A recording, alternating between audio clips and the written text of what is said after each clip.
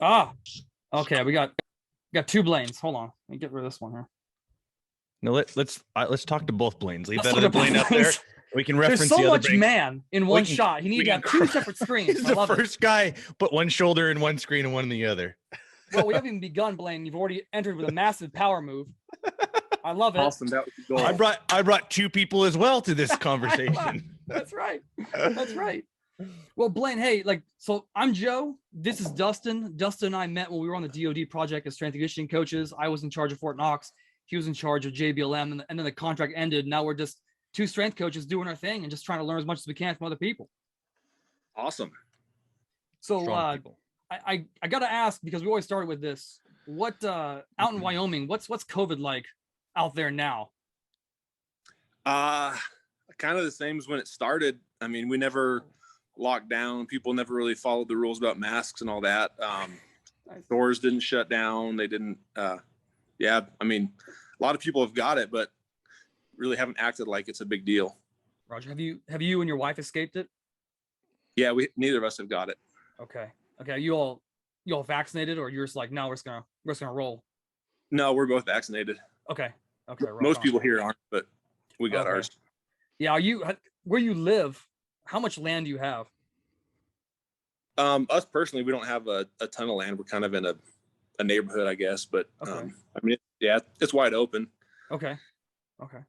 So just want to dive into this. We had on Coach Landau, who I know you're familiar with, and he brought up a really great story about you in combine prep and like benching 225 repping over 52 reps. And I got to ask, like I texted you earlier, looking at your initial just athletic development, I saw you're a multi-sport athlete, correct? Like wrestling, football, lacrosse. Is there one more that I'm missing? Track and field. Track and field. Okay. I have curiosity. How many pounds ago was lacrosse in body weight? So the last time I played was a senior in high school, and I finished at 260. Oh, okay. That's it. Correct me if I'm wrong, but that's a D pole coming at you that's laying some hammer down, because I don't think I've seen a 260 D pole. Yeah. Maybe one O lineman at Central Washington that was, a pretty large human, but he was probably like 250, not quite that big. That's definitely on the lacrosse field. 260-pound man. That's an enforcer for real. That's great. That's where wearing bicycle helmets isn't super funny anymore. Right. So in high school, when was the first time you were like, yeah, lifting. I'm gonna do sports, but lifting is my shtick? When was that? How'd you learn that? Man, that's hard to put a finger on. Like when I was a freshman in high school, I was the weakest kid on the team. I was like 6 foot, 145 pounds, and started lifting for football there in high school and just fell in love with it. Like sports always came first, but I was equally in love with the lifting side. But it always took a back seat, through my football days. And then once I was in college, lifting was still the priority, but continue to get bigger and stronger and love the lifting side of it. And then when the football days were over, needed to keep competing in something, and powerlifting was a pretty natural jump. Right. Did you find a gym to train at outside of, like, say when you were in college at Colorado School of Mines? Is that correct? Yep. Okay. Did you just lift exclusively with the football team, or did you go to another gym to really learn the tips of the trade? So my dad competed in powerlifting before I was born. I wasn't really exposed to it. I just knew he did it. When I was a senior in high school, I felt like I needed to get more knowledgeable about it. And so he kind of searched the area and found a gym in Aurora, Colorado called Rocky Mountain Lifting Club, ran by Dan and Jen Gaudreau, both like multi-time national and world level competitors in IPF. So I kind of connected that with them as a senior in high school. And then like through college, I'd go down there once a week or once every 2 weeks when we had an off day from football. And that was kind of my first exposure to powerlifting and like proper training and programming. Okay. Were they into raw, or was it a single ply like you went on to do? Yeah. So that was like 2006 when I first got exposed to them. So the powerlifting world and the IPF world was only single ply. But me being more of a football player, like the equipment was frustrating. I didn't like it. I didn't understand it. I thought it was cheating and all that. Oh yeah, of course. Yeah. And so I was like big into raw, even though it didn't exist. Like, I don't know, 2008 to 2010, raw meat started to come up, but like raw wasn't even really a thing until 2012. But I mean, my early years, like I was gung ho raw. That's the only thing I cared about. How were you able to balance that when you were very competitive in college, obviously because you planned to go to the NFL, and then you were also competing in powerlifting? How did you balance those two, or were the strength coaches on board with you, or did you just kind of roll the dice and go? Yeah, the strength coaches actually weren't on board. Kind of did it under the radar. Okay. But I wasn't, I wouldn't say I was like invested at all in powerlifting. In the summers, at School of Mines, most kids have an internship. So like maybe only half the team sticks around. So I was working in like Oklahoma City and stuff during the summers. And that was the only powerlifting I would do. There'd always be a USAPL meet in the summer, and I'd kind of run off to do it, just without really any prep. I mean, because I was training to get bigger, stronger, faster for football. Right. So. Okay. And then, Gotcha. and then fast forward to football. Now, Coach Landau gave us it was a very entertaining vignette of how you just absolutely crushed everything, but they claimed you were sick when you started. So he said your numbers could have been a bit askew. What is your take on that? Like from the time you called him, from your experience working to actually prep for a test that you know the answers to on a physical level for those 2 months, can you just walk us through those weeks? And like when you got there, what was the biggest shock? What was the biggest normal thing you had to deal with? And as it carried all the way through, can you just give us the big picture? Yeah. Pretty open-ended question. Yeah. When I first started with him, I got pneumonia for the first time in my life. And that was, I don't remember what month it is, but me and one of my teammates from Mines ended up finding Coach Landau, and he was doing the combine prep. And at that time, he was still doing a lot of the off-season training for the Broncos. But he was like the go-to guy in the Colorado, Denver area for the combine prep stuff. So we just jumped in full time. I think it was like 4 to 5 days a week, driving out there. It was just like gung-ho combine prep, like learning linear speed, learning the drills, like every step on the L drill, the pro agility, just becoming a master at it, the starts in the 40. It was a full-time job. I was still going to school, but it was an exciting time in my life too, because I was like, yeah, we're gonna get a shot here at the NFL. Like this training stuff is fun. Started to, went to like real small Division II school, but now you're like working out around the Broncos and some D1 guys that are gonna get drafted, and you're like, yeah, I can do this. I can keep up with these guys. Yeah. Yes, you were holding your own with those cats, yeah. Yeah. Okay. Do you remember specifically, because everyone wants to know the sauce on the 225 rep test? I know, Dustin, I know. What do you remember specifically changing your training when you were just training for powerlifting or at the Colorado School of Mines, those strength coaches, and you went to Coach Landau and you were specifically training for this 225 rep test? Do you remember anything that stood out for you? Like, oh, this is much different than what I have been doing. Yeah, I mean, I didn't really train for the 225 until I got with Coach Landau. But I remember a couple of things we did. We'd have like a rep out day at 185, and the next week it might be like 245. Like we'd kind of go above and below that. And then a lot of like burnout work. So maybe one session was you'd rep out at 225, and then you go and do like push-ups until failure, and then you get like bands behind you and go till failure. But really, you guys know, like since you're exposed to Westside, but the amount of reps you can do and endurance that you have benching like a football player versus benching like a powerlifter is insane. Like, when you arch, you pull your shoulder blades together, that makes a world of difference. And just a lot of football players and strength coaches don't understand that. But that was a game changer, being able to bench like that. Yeah. And so was that 09? 09 or 010. I think it was 2010. Okay. 2010 was the shutout. Am I right when I say that? Yep. It was the lockout. The lockout. Okay. Did that pretty much nix like your opportunity? Yeah, me being a fringe guy, it did. We weren't allowed to talk to teams. They didn't have rookie mini camps that year. So a fringe guy like myself, I mean, the opportunity was the window was real short. Agents weren't allowed to talk. I had a big time agent even. So a lot of guys in my position chose to go to like the CFL or the AFL and then try and go in the back door that way. But I had a career lined up, ready to go. So I just jumped into that. But the lockout did end shortly before the season. And my agent had been in contact with the Eagles and the Redskins. And it's kind of the wild story. The closest I got, you know, the draft had happened. Most teams had signed their free agents. And I got a call from the Eagles, and I was booked, had a flight the next morning to go to training camp. And a couple hours later, they called back and said they're full. So I don't know what happened behind the scenes, but yeah, I went from like, oh, my dream was over, I'm not going to get a shot, to, oh, here we go, I'm going to get my shot, to a few hours later. That's an emotional roller coaster. Yeah. Yeah, that definitely, an emotional roller coaster, Justin. Yeah, for sure. What was, you had things lined up outside of it? Because I do believe you have a degree in what kind of engineering? Petroleum engineering. Petroleum. What does that entail by chance? Just I'm ignorant on the subject. Oil and gas exploration. Okay. So like where to like there will be blood type guy? Yeah, exactly. Oh, okay. I know exactly what you do then. Yeah. Yeah. Okay. Okay. Yeah. All right. So moving on with that, and you're all right. Powerlifting, it's on. Was it at this point we were already like, okay, I'm hardcore single ply IPF, like this is what I'm gonna do, or was there a period of time where you're thinking about it?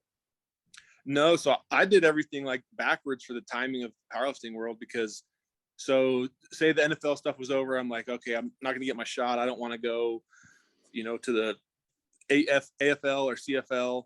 I was like, I'm going to, you know, take this powerlifting thing seriously. I was 100% raw, man. Like at that point, I still thought the gear was cheating. I didn't understand it. I didn't like it because I sucked at it. I would see what I could do raw versus a single ply suit, and saw what other guys were doing in single ply suits. And I'm like, this is BS. I'm stronger than him, but he can do way more than suit. And so I loved raw. That's what I thought was the best. And then, so I guess around 2012, things started to change. Like raw started to get more popular. And so really I dwindled in both up until like 2015. Like I would do raw and equipped nationals, raw and equipped worlds. And something really hit me. And I think it was like 2012, 13. I went to the IPF Open Worlds. I won raw worlds that year, and then went to equipped worlds, and I got 6th place. And I was so pissed off because like these guys I knew I was way stronger than. Right. At that point, like raw was early on in its current modern life, and my raw spot was so much higher than everyone else's, and it just pissed me off. These guys beat me, so I'm like, screw this, I'm gonna get good at this equipped game and learn this side of it and kick their butt. And I got that's when I started to steer more towards equipped. But really what the final straw that broke the camel's back is I tore my first hip labrum in 2012, and then tore my second one in 2013. And when I tore the hip labrums, like the raw squatting is just horrible. I mean, it's like a 6 out of 10. It's horrible, but I could put the suit on and have like 2 out of 10 or 3 out of 10 pain. So that's really what kind of steered me towards more equipped stuff after 2015. Okay. So in 2012, when that first hip labrum went, do you know, and maybe you're not, because I don't know, Dustin, whenever you squat, I know I'm the way, whether I'm doing a box squat, a wide box squat at Westside or at my own facility, my right foot is always an inch further back, and it feels normal. Do you have that same thing, Blaine, when you look down, like one foot's like further back? And if you do, was it that leg that it went on? No, so I think they're pretty even, and I film like a lot of stuff. So they're pretty even. Okay. So it just happened to be one side, and then one side begot the other the next year. Yeah. Okay. Yep. Okay. Now with that squat, when you're like, all right, if I put this suit on, it's like a 3 out of 10. It's manageable. Did that parlay into the bench, or was the bench already there? Like, did you decide, I'm gonna go single ply bench too? Like, what's? I guess it was all together. Yeah, I can't think of like a defining time or period that changed the bench shirt side of it, but I don't know. The more I got into gear, the more I realized what like an art it is, and it's its own world, it's its own sport. The possibilities are endless, and I just started to become obsessed with training in the shirt and figuring the shirt out. Mm-hmm. You know, it's funny you mentioned that it's more of an art form.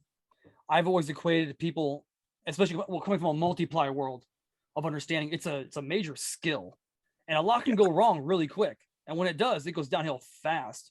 And actually, Dustin and I were at a table once. We were at a ForceCom like meeting down in El Paso at Fort Bliss, we got into a really heated conversation, at least I did, with an individual who was a strength coach about how all equipped lifting is garbage and it's cheating. And I tried to explain to him what you just articulated. It's an absolute skill. It's a different sport. It's like NFL versus CFL. Same, you're doing squat, bench, and deadlift, but the rules are slightly different. The field of play is slightly different. And a lot of people don't get that when you put, for instance, especially like people are really wowed when you bench, you're benching, what was it, 1,033? 1,003. 1,003. Okay. People don't understand. If they see the bar bending, what's that doing to your forearms? Yeah. Like when you take out 1,000 pounds, what does that feel like to you? It's insane. There's just so much pressure in your head, your arms. It's a wild trip. Yeah. Have you ever spoken to Scott Mendelson by chance? I have not, actually. Okay. I remember hearing him. I've never spoken to him either personally. I've heard him in an interview describing, and correct me if I'm wrong, but he is the only person who has held the raw and equipped bench record at the same time. Is that correct? Yep, I believe that's so. Yeah.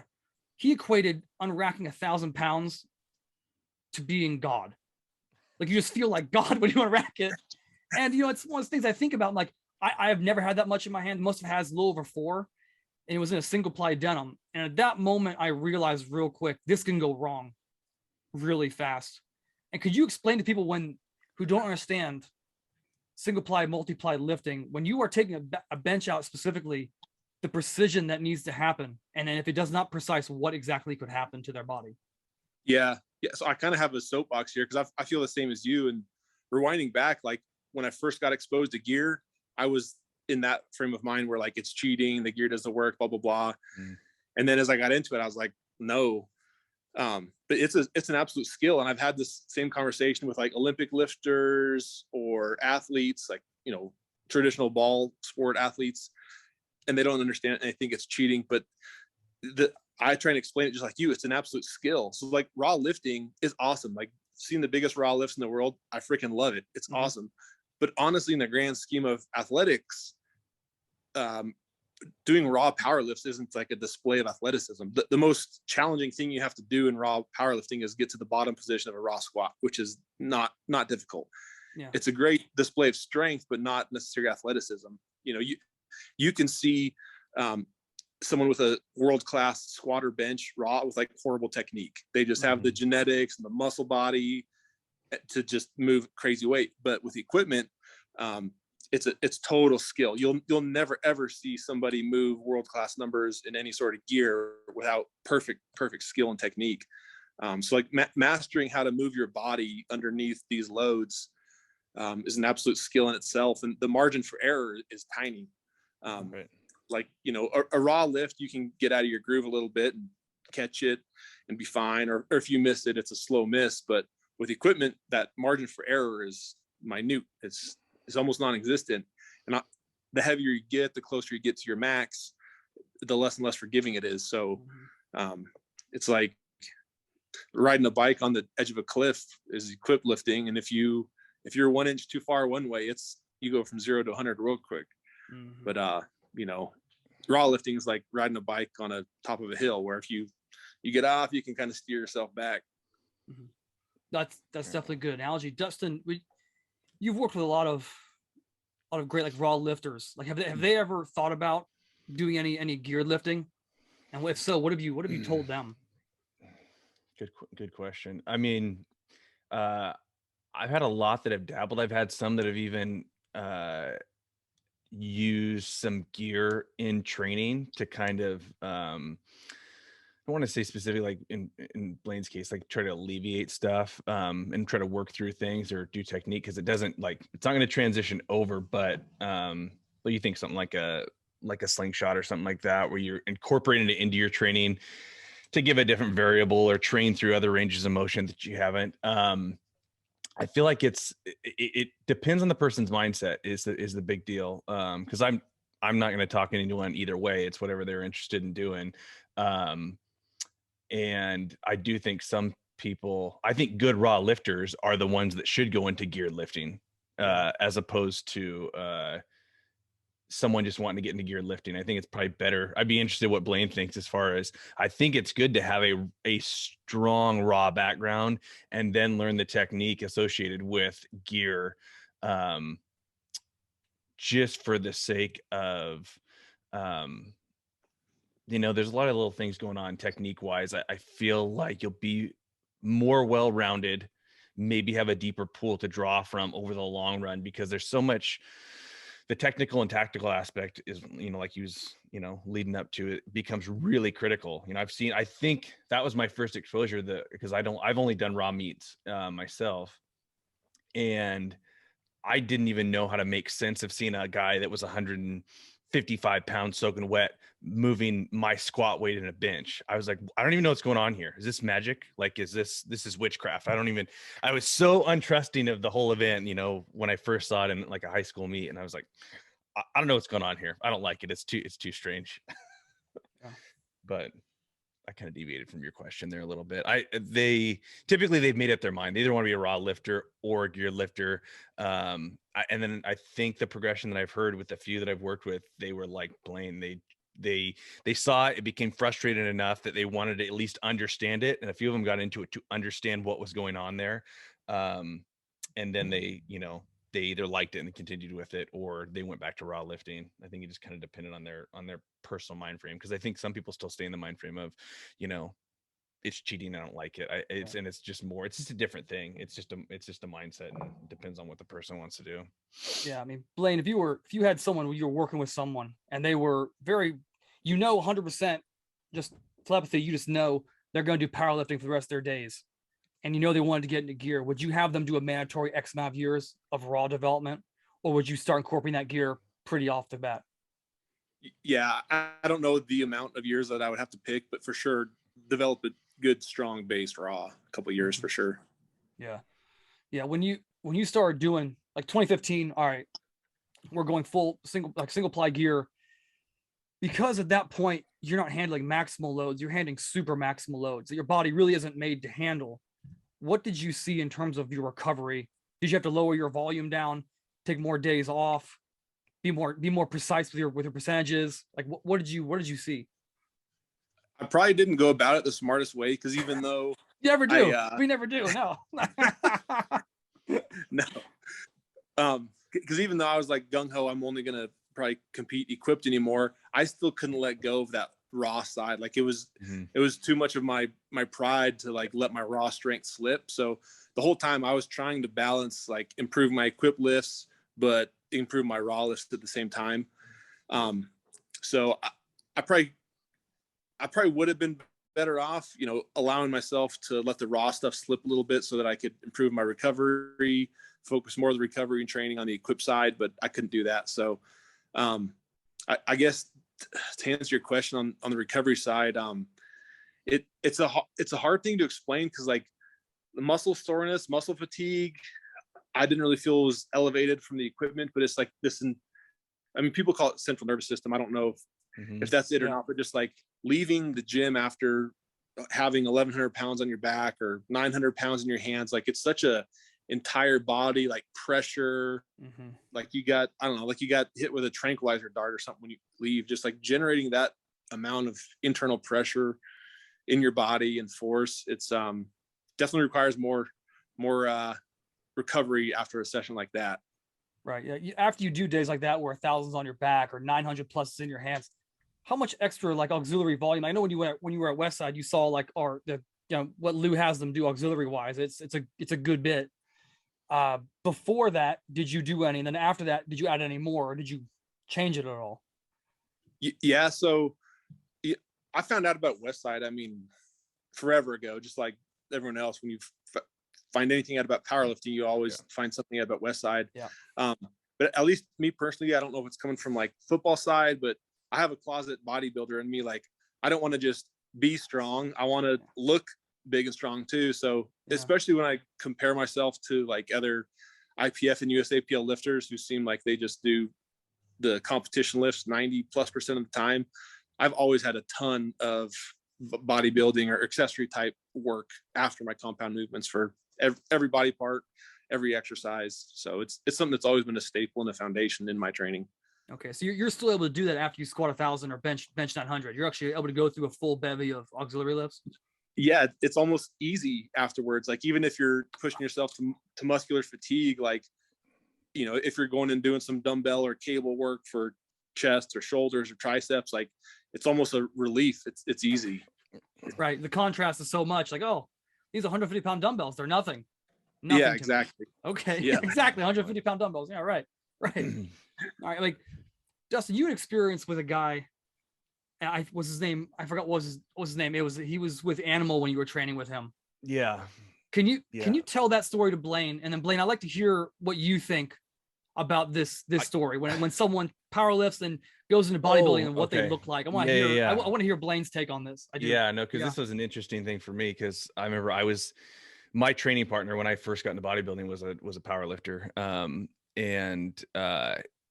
I think I don't exactly know, but I think he kind of got motivated too. He had another good friend that was a good bodybuilder, up and coming bodybuilder. So he got motivated as straight power lifter. I'm just going to be a power lifter. I'm going to pick up bodybuilding. I think he started dieting and like doing bodybuilding style prep as far as his training went at the same time. And see how his physique came together, which was 90. I mean, I don't remember him doing a ton of accessory stuff. It was very much like the guy you're pointing out, like 90% powerlifting oriented stuff. And when he cut down, it was super interesting to see what the structure of a powerlifter looks like that does that. I mean, he's a big dude. I mean, I think when he started his cut, he must have been up like between 315 and 330. When he cut down, he still had shoulders. He had monster triceps. His chest was, in comparison, was really, really small and not a whole lot of upper chest. And then gigantic quads. He naturally had big calves, I think, and a big neck because he was built like a power lifter. I'm sure his bones are an inch wider than mine everywhere across his body, but it was just interesting to see how much like tricep development he had for how much bench pressing he did. And obviously it's just maybe how you bench press and what you're engaging, but you know, a ripped power lifter has a good physique if they never did potentially. I mean, it is a genetic thing too. I think he had almost decent genetics for bodybuilding if he wanted to, just really big bones. But yeah, it was just interesting to see where the muscle really lies in a power lifter that just does those lifts. Because you can get away with having a few developed muscles and then some that are almost like, wow, you neglected that entirely, but you are freakishly strong. I mean, freakishly strong. You like, Blaine, with that story in mind, did you ever see any of that like in your own physique where you're like, okay, I need to fill X, Y, and Z up? Could be really anything, but just by doing that, it pushes your lifts. Lou always told us that about 3-4 weeks before he went into a bench meet or a full meet, whichever bench he was going to bench at, he would do side laterals. And every time you do that, his bench would go up 5 to 10 pounds. Things of that nature. Was there anything, small things like that where you're like, oh, this auxiliary lift, if I take this and push it, my squat or my deadlift or my bench is going to go up? Yeah, I can't really say I've ever seen a correlation like that in myself. Mm-hmm. But it's so hard too. Like, as you get closer and closer to your ceiling, there's so many knobs that you're turning and training with, you know, your split or different compound variations. I can't see a correlation like that I've personally had. I mean, it's so hard to gauge improvement and what it's from anyways. Yeah. Yeah. When you go in and talk about gauging improvement, if you go in and I have to ask, well, before I ask this question, do you do max effort days or like heavy ass days and then do like a lighter day or a dynamic day? Yes, not truly in line with what Louie would do, but similar in principle. Okay. So your heavy or max effort days, do you work up to a top set or a top single? Yep. Or is it okay? If you do that one day and it feels glorious and everything's moving like grease, do you hit your target number and stop, or do you just keep going until the wheels slow down? Generally keep going till the wheel. Okay, so you have one of those great days. You keep going to the wheels, slow down, and it's 30, 40, 50 pounds over what you thought you were going to hit. I mean, glorious day, days that, us three, dream of, because now you're getting to the point where your body weight, you're kind of tapped. Do you cut your volume down the back end because that's such a overload to your body? Or do you No, we're just gonna press on? I think a smart person would, but no, I don't. No, that's a great answer. That's how I would answer that. That's a great answer. Okay. Probably And the told funny me a year thing too ago. is- Yeah. the funny thing too is like, even if I didn't feel good every day, I would go in and be like, I'd convince myself each set that I'm going to feel better, and like, just push the weight up until it's almost failure, regardless if I felt good or bad, just hoping that today was going to be the day where it's like, okay. Yes. Right. You know, I feel that happens sometimes yeah. though. Now, Lou always told us, like, yeah, when you feel the worst, that's when you're going to lift the best. Don't worry about it. Your body will take over. Like, it's great. It's great. So do you ever, so back when I was in college, we ran the conjugate system, Westside system. It was very controlled. It's the NCAA. There's a time clock. There, you know, multiple coaches. Like, so it's not like very laissez-faire like you experienced at Westside. But we never got them to a point they actually failed on a lift. Now, do you push certain lifts to actually like physically fail, like positive failure, you just can't go anymore and it drops? Or do you get to a good strain and you cut it? No, so I never miss in training, and that's mostly by design, but I have a unbelievable thing about my squats and training. Like, I don't know, I've been training max effort, extremely heavy weights week in, week out for like, I don't know, 20 or 15 years or something like that. And I've never, not once ever missed a squat in training due to strength. You know, like maybe 2 times in my life I've missed a squat because like it just gets out of balance. But and obviously that is by design. I've missed benches before. I've probably missed 20, 30 benches in my life.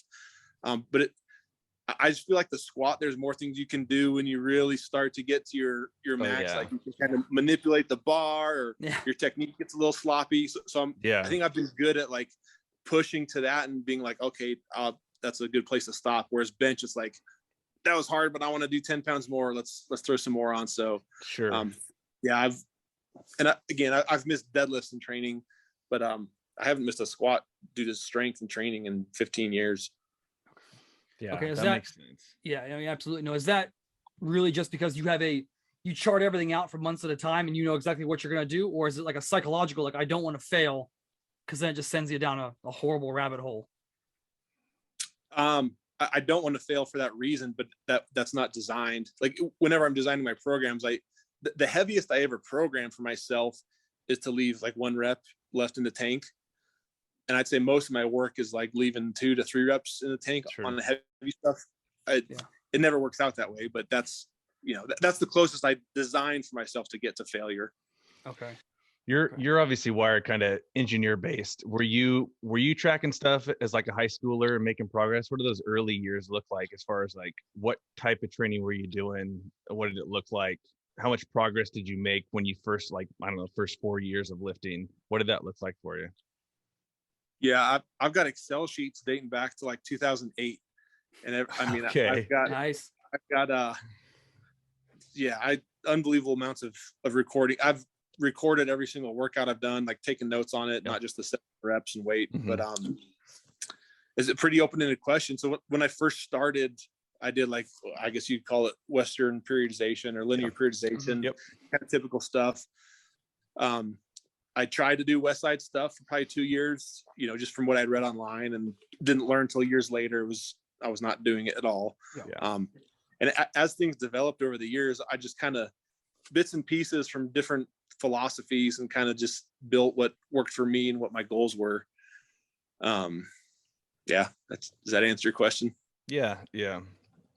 I mean, those early years are always the best years. You're going to grow. I mean, you could do everything.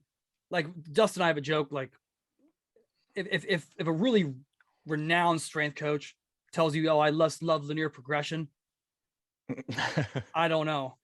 I don't know. I can't quite buy into that. You get to a certain point, like after you get out of those like teenage years, those early teenage years, I think you got to start learning your body, and you definitely have. Now, I got to go down this Westside rabbit hole with you, because especially with single ply versus multiply, and then drug free versus non-drug free. when you took those aspects from Westside, you spent a week there, correct? Yep. Okay. When you were there, what was the most stark contrast that you saw? You're like, oh, this is not what I've read online. This is not the article I read in Men's Journal. This is completely, I was doing it wrong. And this is the major reason why I was doing it wrong. Yeah. I got a couple things. Give them. Yeah. So I guess the first thing that I can think of, and it's not necessarily on the training side. Okay. There was two things that really struck me. One was not using enough band tension. Like, okay. The obviously Louie kind of scales it for how strong someone is, but the band tension that they were using there and that Louie told me I should be using, I'm like, this is probably 3 times more than what I'm used to. I'm like, I got to go back to my gym and figure out how to like anchor stuff to the ground, because things are going to come flying off to use that much tension. So that was one. And the other is like, obviously Westside has a reputation for just like crazy big equipped lifts. And not as much on the raw side, but what I found, I'm way more of a gear whore, single ply IPF stuff than they were for multi-ply stuff. And I realized like the guys training there might have their own individual stuff, but I know Louie for sure. He's like not about being a gear whore. He's like, get as strong as you can, and then you throw the gear on for the meet. So that kind of struck me. The accessory work, I guess, wasn't too much different than what I thought it was. They moved through it really fast and higher reps, more of like a conditioning aspect, it felt like. And then another thing that struck me too, like on the dynamic effort squat days, just how quickly people rotated through. Cause like I move real quick through my own training. But there it was like one guy goes, throw weight on, next man up. I was like struggling to get my suit on and stuff, like, oh shit. Yeah. So when you were squatting, was it a group of 3? I honestly don't remember. Okay. I think it was more than that. I want to say it was probably 5 or so. Okay. Yeah. Lou doesn't have having many more than 3 on a lift for a reason, just because what you said, but even though it's still going fast, that's like a conditioning aspect. And that's really interesting you said that, because I've a lot of people that have gone through there that you're putting up big numbers, nothing close to what you're putting up by no stretch of the imagination. But that's one of the first things they say. The training is so fast. And then like the auxiliaries are just faster and moderately higher rep. And just the density of that training is much, much higher. So this band tension, do you know how much band tension you were using before? Like knee-jerk reaction, like, nah. So I can probably give you a ballpark number on bench, because I do it on bench a lot more than squat or deadlift. Okay. Actually do it quite a bit on deadlift, but I'll say on bench for raw type movements on the top, it may have been like 100 to 120 and maybe like 40 on the bottom. Oh, that's it? Yeah. Oh yeah. And actually probably same on deadlift, same poundages on deadlift for the bands. Oh yeah. So that was there was a lot of band at Westside then. You saw that, yeah. Yeah. Did you have, when you squatted, do you remember if they were using the bow bar? No, it was straight bar box squats that morning. Straight bar box. So that must have had the blue on there, yeah? The big one. There was multiple bands. I don't remember exactly what the arrangement was, but there's a lot of bands. Yeah, there's a lot of bands. Yeah, but you get that stretch reflex, you came up, yeah? Yeah. Yeah, rock on. Okay. So you took that, and did you then take that immediately and apply it and kind of like fine tune it to what you needed? I definitely started incorporating more band tension. Yeah. Okay. I mean, significantly more. Yeah. And how'd you fine tune that for you when you got back to Wyoming, back to your gym? How are you fine tuning what you took away for you specifically? So one thing that was tough for me to grasp at Westside, like, I don't know how much of this is because like my engineer mindset, but also like the IPF type training lifestyle. Like we always have like the calibrated plates, like these appropriate bars and racks and all that. So just like slapping on rusty 45s and like hooking bands up just however you seem fit, like it didn't work with me. I'm like, this has to be like these band tensions have to be the same. They got to be set up the same week to week. Yeah. So I guess what I took back was like, I got one of those like luggage scales. Yeah. And I set up bands like all kinds of different ways with like pegs, all kinds of different movements, and like figured out, what's the difference between like one giant band versus like small and a medium one. And just became more calculated with my band tension and why I was using it, and dialing it in a little bit more. Okay. Yeah. Do you remember on a max effort Wednesday, if you all did a floor press, or did you just off a bench? Yep. It was a bench, not a floor press. It was a bench on floor. Are you a fan of the floor press? No. And probably I don't have a good reason other than I suck at it. Oh, so I probably should do it, but I don't like it because I'm terrible at it. Okay. Because a lot of the geared lifters, they lived and died by that. That's just that top end. Okay. Rock on. All right, Dustin, you say you have something there. You keep writing something down. I'm just taking notes. Just taking notes. Just taking notes like a good student, you know. Good student, got it. Good student, yeah. Y'all learn. All right. So when you're going through squat, bench, and deadlift now in your training, can you outline for everyone what your training week looks like from the lifts to the intensities? Yep. So when I'm preparing for a meet, single ply, what I call like my max effort is singles, squat, bench, and deadlift in the gear, full gear. Okay. And usually I work around like opener weight, which 90-ish%. Okay. Mm-hmm. And I kind of have a different philosophy for at least my single ply training, where like I'm not trying to improve my max. I'm trying to improve my opener, because I know if I can improve my opener, the max will follow. And I just think the risk versus reward of handling closer to my max than the opener weight is too sketchy. Like, I don't have training help a lot of times. So I always try and improve my opener, like getting your squat to depth, touching a bench press, and just making my opener incrementally better and better. So I do my max squat on Mondays, my max deadlift on Fridays. After those, everything's raw. So squat, I'll do like raw squats or like a safety bar squat, good mornings, and then a bunch of leg extensions, leg curls. Mm-hmm. And then deadlift is pretty much the same. Do max effort type deadlift followed by like raw RDLs, or if I'm pulling sumo in the suit, I'll do sets raw conventional.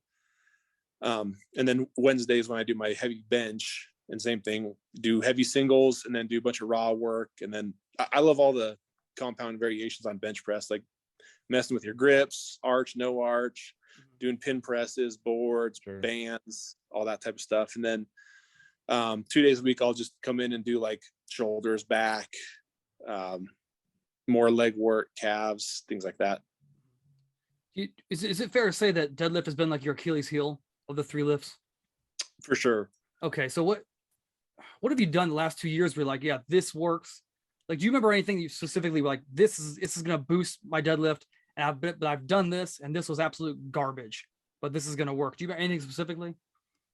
I can't say that anything's garbage, but I've tried a lot of things and frustratingly have felt like nothing's worked, like deficits, blocks, tons of band work. And I think one of the struggles is identifying truly like why I miss lifts at the top. Is it strength? Is it technique? One of the things I thought for sure was going to take it to new heights was like Zercher, the Zercher harness. Mm-hmm. Yeah. So I like put a bar on the low setting of the Zercher harness. And I'd have one day where I did super heavy stuff, like, sets of 3 to 5 reps, plenty of rest, heavy. And then another day during the week where I would do like 10 sets of 10 every minute on the minute. And that it destroyed my low back, kind of the same way that I feel like I miss in a regular deadlift. So I was so hopeful that was going to be the key. Like, man, this is going to blow my back up. And I did that for months and months and it didn't help. So ultimately I just kind of stamped the shitty leverages, I guess. And, technique, sumo technique was the thing that helped me the most. Mm-hmm. But I got frustrated training wise, not being able to unlock it. Okay. Were you always a sumo puller? In competition, yeah, but I probably did more conventional in training. Okay, so you're of that Ed Cohen mindset where you're going to do conventional pulling the majority of the year, and then like leading into a meet, you start transitioning to sumo. I did them both year round. You did them both year round. Okay. Yeah. Do you heading into a meet, do you pull the sumo percentages back at all to give your hips some breathing room as you squat into that meet? No, because actually the sumo didn't bother my hips, so Okay. I would dial up the sumo more just to add the specificity heading into a meet. True. Okay. Yeah, as you, for lack of a better term, when you're working with someone and their sumo off the floor is very poor, are you more of a fan of having them push the ground apart or push down? Push down. Push down. Okay, as opposed to spreading the floor, why not? Because the key that I try and give instead of like spreading the floor is opening the knees. Okay. So I think of like pushing down with the feet and then opening the knees up instead of spreading the floor. Okay. Did you find that when you have someone open the knees, that helps them keep the bar closer as well? Yeah, and usually I see that's more based on how the bar is leaving the ground, because a lot of times it'll drift forward as it's coming towards the knees, but that's not where the problem is. The problem was coming off the ground. It had some forward momentum, and then like their arm will run into. So that's why I like the knee out cue, because a lot of times the front of the quad will bump into the forearm and push the bar out. So that's why I've just had better success with the cue of keeping the knees out, knees open. Okay. Do you like having them pull back on the bar versus up in a sumo? It depends on the lifter. Like a lot of people will naturally have a really good bar path. But a lot of people, I think they try too hard to keep it close to the shin. And right as the bar comes off the floor, you can see like a tiny little movement of the bar forward. And in that case, I think it's better to start with the bar a little further out from them and think about just pulling straight up. Right. So if those knees are tracking a little bit, a little more flex, like a little less than 90 degrees, you don't really care so much about that. I do like it. I do. So sumo, I'd like to see the knees stay out and not collapse, especially as the bar's coming off the floor. Yeah. Okay. Dustin, what do you got, man? I just want to know how many chicken shakes he's drinking a day to maintain. When the chicken shake thing start? Man, I asked because I make chicken shakes, but I have a different recipe than what he was rocking. Yeah, they started. I started them in high school, but it became like my routine. All that I consume, like as soon as I graduated college, like 2010. Oh, so that's interesting. I wish I would have thought about stuff like that when I was in high school, because it's so difficult to get. That was the number one thing that held me back in every way, was you can't get enough food in your body in high school and run around. Even college is definitely way easier, but yeah, if I could do anything going back, it'd be finding ways to get food in. Yeah, chicken shakes would have been the answer, I'm sure of it. Heck yeah. That's why I do it. Yeah, I mean, it's a game changer. If there's one piece of advice I'd give my younger self in high school, and I was making great progress, but it's unbelievable what you can do eating like whatever that nacho cheese stuff is and chips, and I don't know that I ate breakfast, and then like Hamburger Helper, like that somehow added 80 pounds of muscle to my body. And you toss a chicken shake in that equation, I'm like, well, what else could I have done? Yeah. I mean, talking about like nutrition, like parlaying off that into more of like a bodybuilding type question. You did mention earlier where like the auxiliaries, like that bodybuilding, that like football type mentality is very big. And I remember hearing you in an interview years ago. I think it was on RTS. He asked you about the auxiliaries at Westside and how they are very closely related to bodybuilding auxiliaries. And the biggest issue, at least I see and Dustin sees, a lot of strength coaches see, is when someone's doing an auxiliary for either their glutes or their rear delts, or really any isolated muscle, they aren't actually using the muscle, they're using momentum. You're nodding your head. Yeah. So was there ever a time where you realized I have to be smarter with the way I do auxiliary lifts as opposed to just like beasting them out? And then if there was a time, how did you have to fine tune that over the course of your career? Yeah, that's a super good question. So the first is, I think at least is what I experienced personally. The more you do the power lifts and the more you do like compound variations that are similar to your competition movements, like you get so in tune with your body. Like you feel and especially if you pay attention and like watch video, you feel and understand like, okay, at this part of the movement, I really feel my glutes, or at this part of the bench press, I really feel my triceps. And so I think that was the first step, is like understanding what movement a muscle or body part's going through to feel that engaged.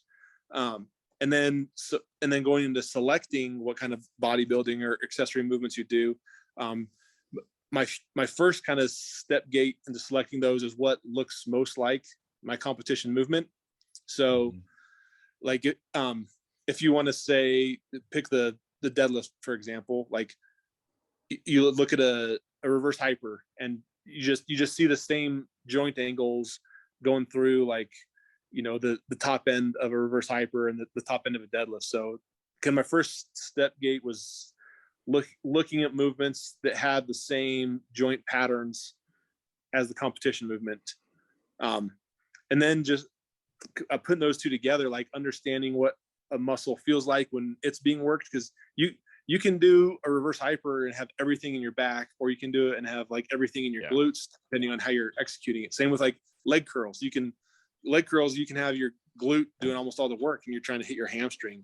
So that was it. And then another big piece for me personally, when I lived in Oklahoma City, my wife competes in figure, and she was going to a bodybuilding trainer there. And for a couple months, just for fun, I'd go down and work with him. And just, there's very small aspects to like the bodybuilding movements that world kind of knows, where it's like, if you're trying to train this muscle, this is like, you know, doing certain things with like how you're pointing your hand, or like what finger you're squeezing with, or where you're putting your elbow, changes everything on the muscle that you're working. So in a roundabout way of saying, like, selecting the accessory bodybuilding type movements for powerlifting, it's very much two-phase, like understanding why you're doing it. Are you doing it to strengthen a certain similar pattern as your power lift?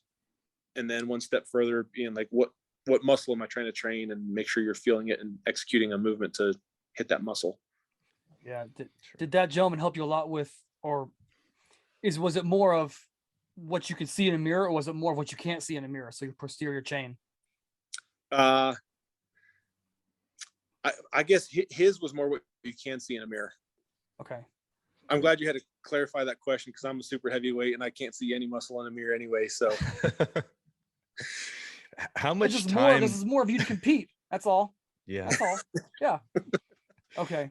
How much time are you taking off, like downtime, like maybe not leaving the gym entirely, but after a meet, or like are you taking any kind of longer duration, like deload periods throughout the year? And what does that look like if you are you just hammering down a couple of days off and back in there?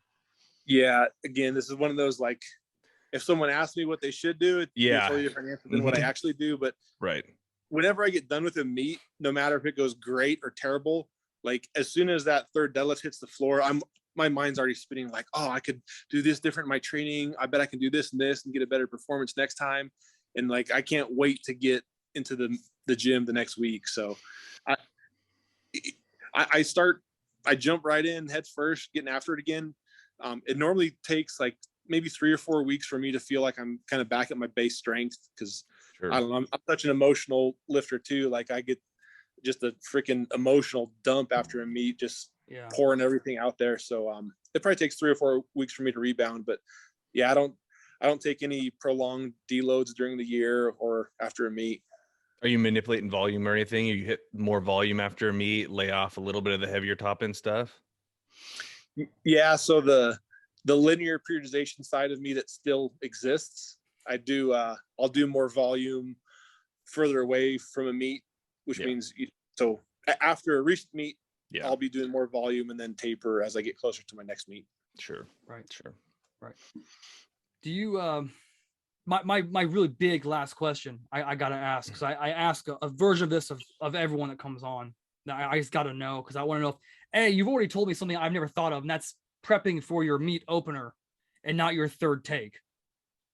I've never heard anyone tell me that before. Coming from Westside, of course, it's all like it's the far right. So it's like hardcore to the death. That third take.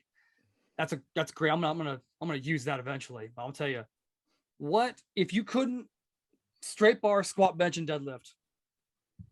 What is the one compound movement for your squat, your bench, your deadlift that you would do to either maintain or gain through a period leading up to a meet? If you couldn't straight bar, bench, squat, or deadlift, what are those other 3 compound lifts? Am I allowed to say safety bar squat for the Yes, squat? you are, but you gotta tell me why. Okay. At least for me, 'cause my straight bar squat, I'm low bar, I hinge back really hard, I lean. Mm-hmm. And there's a lot of ways for me to do more weight without getting stronger just by manipulating my body position. Okay. So I like the safety bar squat because it eliminates that factor of any variance in like bar position or body position. It's always sitting on you the same. Mm-hmm. And it's just a terribly hard movement. Like believe it or not, like a straight bar back squat on me is not extremely taxing on my low back just because of the short lever arm that I make with a low bar position. Yeah, low bar, yeah. Okay. So the safety. I'm sorry, continue. Just the safety squat bar, you can't really cheat that way. Okay, so do you what version of the bar do you have? What company? I have the yoke bar, the Elite SDS. Okay. Do you have extenders on the handles? That's the first thing. How big you are? Do you need extenders? I don't have them, no. It's okay. Do you prefer, like, do you hold it up, hit more glute, or do you pull it into you? Yep, I hold it up. You hold it up. Okay. Awesome. All right. What's your bench compound? Definitely like a pin bench. Okay. So concentric or just like take it from the top, touch and go? Yep, take it from the top and then touch and go. Okay. Do you like it like when your elbow gets to 90, like where your shirt starts to ease off? So it depends what kind of phase of training I'm in. For like building my raw bench, I like stopping close to my chest. Mm-hmm. And then if I'm getting closer to a shirted meet, elevate it higher. Okay. But when I raw bench, I do like a big sink and I'd use a ton of leg drive to get it going. So when I stop it on pins above my chest and I don't have that leverage to go, I mean, it's a crappy movement for me. So okay, gotcha. All right, then we've already kind of touched on deadlift, but what do you like for deadlift right now? If you couldn't straight bar deadlift, can I still use a straight bar and use bands? We'll allow it. We'll allow it. Yeah. How much band tension are we talking here? All of it now. That's all he gets is band. It's 600 pounds of band tension. Delicious. Do you know how much band tension you'd use though? We'll say 400 at the top. Okay. Rock on. That's a good bit. All right. Well, Dustin, do you have any last ponderings? Yeah, this man's got like a chicken shake to eat and 1,000 pounds of squat. So closing statements. I mean, this could be you can answer this if this is like training specific, or you could just life in general. But what advice would you give your younger self, maybe in high school, as far as if you knew you were gonna take this track you've taken in life, what advice would you give yourself at that point in time? Yeah, I love this question, but I don't love the answer because I know if I was in those shoes, it's not the answer you want to hear. You want to hear there's like some, magic recipe or some magic chicken shake or exercise that's going to get you to the top, but it's not. Like looking back, if there's one principle that I know that is attributable to success, it's just consistent, dedicated, obsessive work over a very long period of time. I look back on my training at times and get frustrated because it feels like you go a year or more without making progress. And then finally you hit it again. And I just look back through my training notes, and it's the only constant and the only thing that I can attribute 100% accuracy to of progress is just like undying, obsessive, committed dedication, paying attention to all the small things and understanding that it's a long road to get there, but the only way and the best way to do it is just through consistency. No, awesome. I love it. Okay. So when are you competing next? When can people see you next? So that's a whole nother topic. I'm not really sure. The last meet I competed in was March 2020 at the Arnold. Mm-hmm. That was when COVID first started. And I hit my biggest squat at that meet. It was 1,135 pounds, but I fractured a L5 vertebrae during that squat, and took a long time to figure out what was going on because I've had disc problems at L5S1 forever. So it just took a long time to figure out what it was because I thought it was the disc thing. And then that's a long thing to recover from. So that, to answer your question shortly, I'm not sure. I'm rehabbing the back. Okay. All right. Well, hey, before we let you go, is there anything you want to plug? We'll put all the links down below. People can get in contact with you.